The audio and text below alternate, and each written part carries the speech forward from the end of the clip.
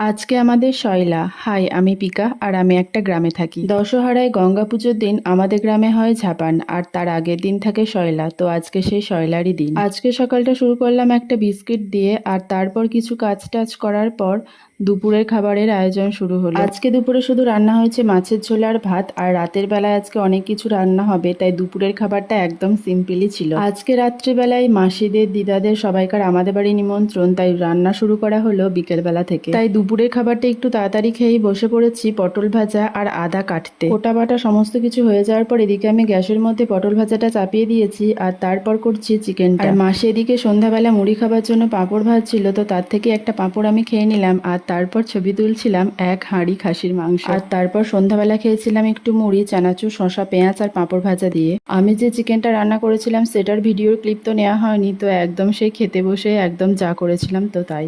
তো এই ছিল আজকের ভিডিওটা কেমন লাগলো কমেন্টে অবশ্যই জানিও।